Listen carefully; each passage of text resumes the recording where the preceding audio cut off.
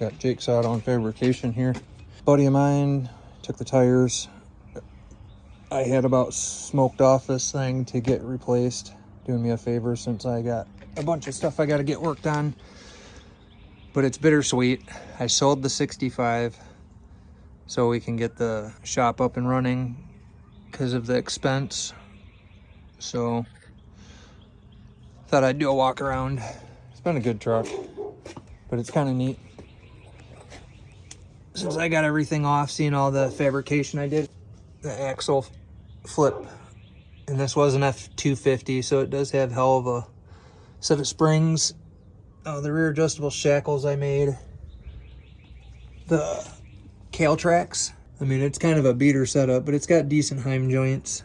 I made the rear purchase out of a piece of I-beam, which are kind of soft, but when you start welding on them and putting some decent steel to gusset and brace them, they end up decent. And then you can see I boxed in where everything bolts to it with the heim joint to go to the front.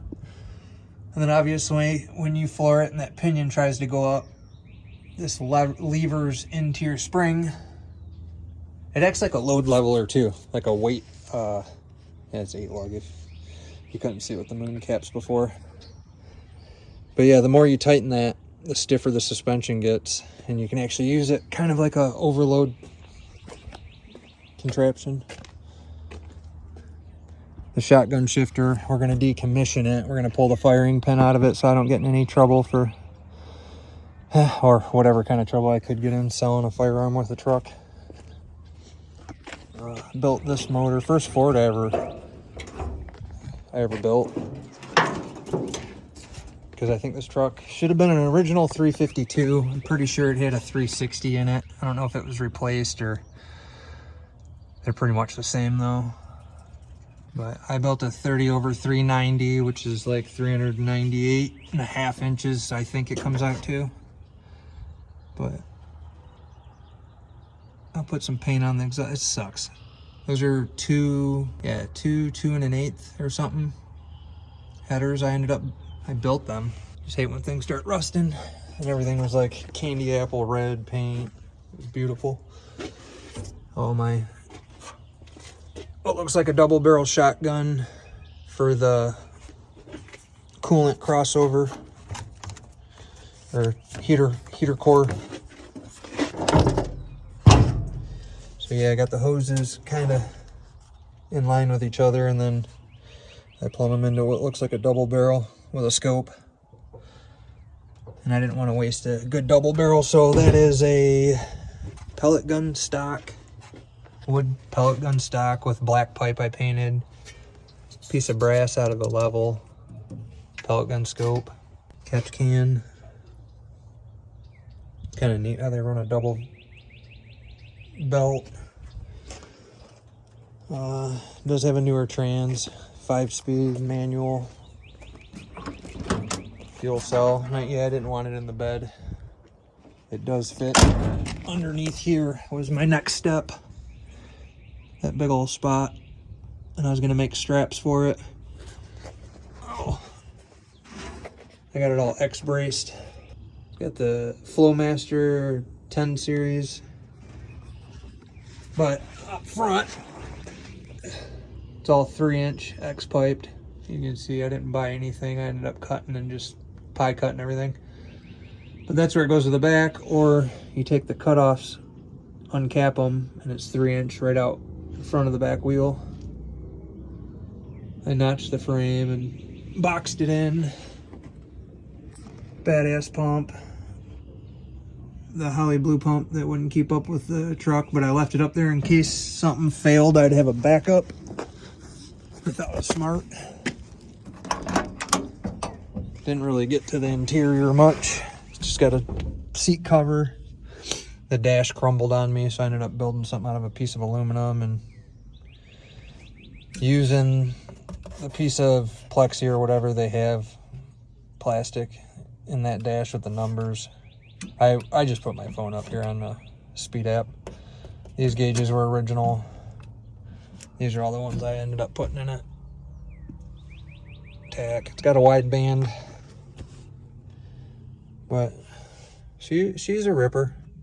Oh, my American flag. They actually fell off my pole. And like they say, if a flag hits the ground, for respect, you're supposed to burn it. I didn't want to burn it, so I repurposed it and made it my headliner. Thought that turned out decent. And the glue ended up making it wavy, so it looks like it's actually flying through there, and I left it. I thought that was neat. This truck, I did get it in an all primer. The only spots that weren't primered were just about a 2-foot thing over the whole thing, like a mohawk. So he had sprayed all this down both sides. And one day I thought, man, it would have been so cool if the patina was on that truck still, and I started sanding the primer off, and there it was. A little more hit than I wanted it to be, but it had like a Ford Explorer bumper on it, so I made a steel roll pan, crunched in the plate. Project FE. But I was gonna show why I don't mind selling it. Show everybody what we're gonna use with the income from that. We'll take this.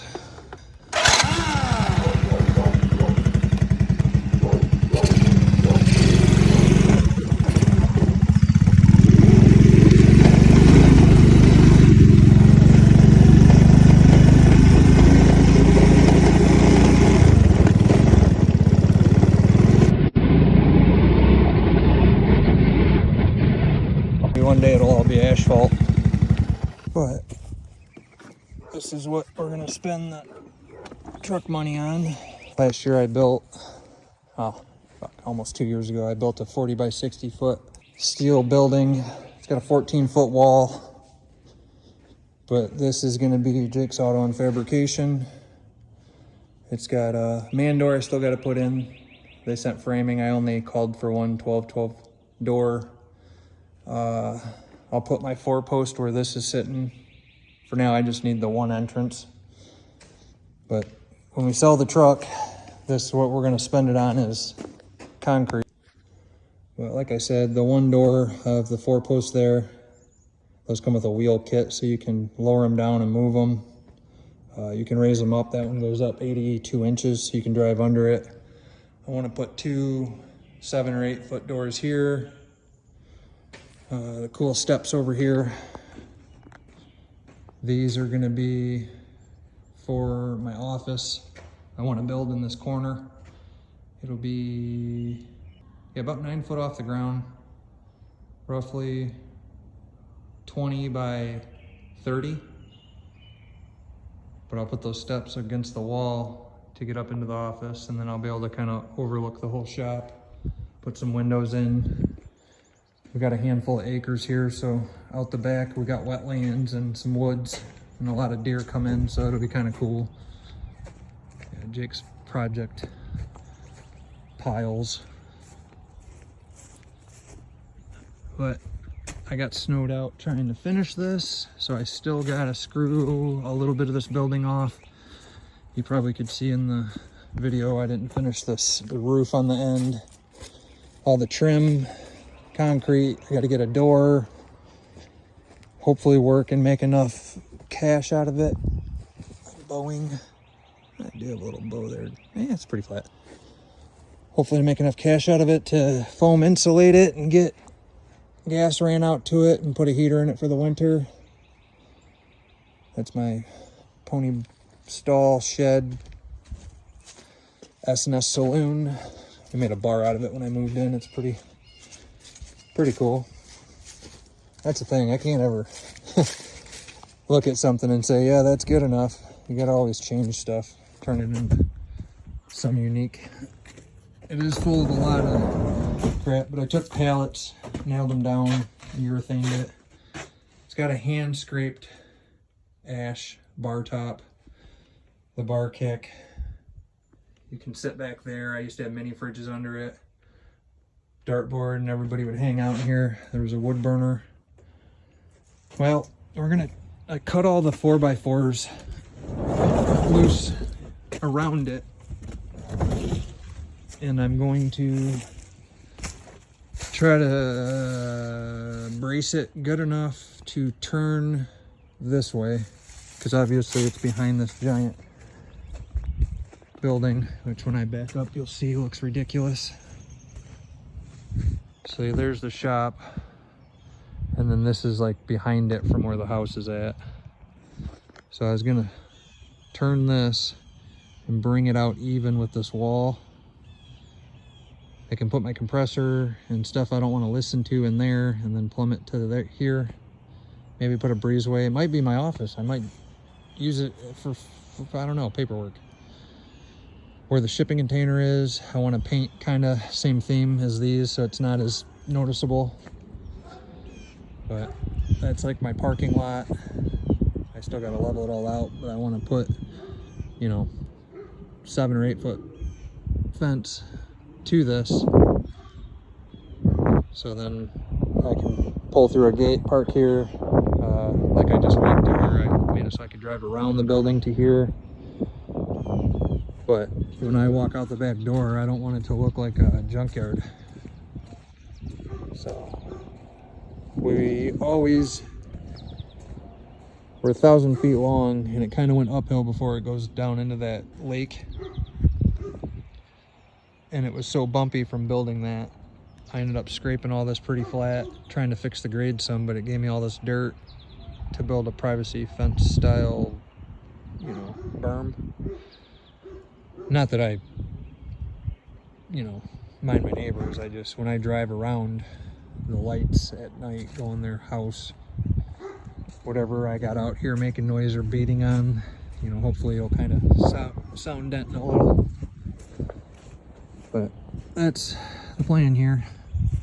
That was the leftover steel that came with the building, because I have a Galvan roof. It's a different color. It's that. But I have 3 sets of these I built that are overhangs that are going to hang from this. But right now we're going to empty this out and get the grade prepared for getting the forms up to pour concrete. All right. So now I'm going to take a minute, because I don't ever have a lot of them. And see, we got some light for a minute. We do have power out here. But while I have that machine, I'm going to get all this shit out of here so I can flatten it out. Yep. Hopefully in the next, I don't know, 45 minutes, an hour.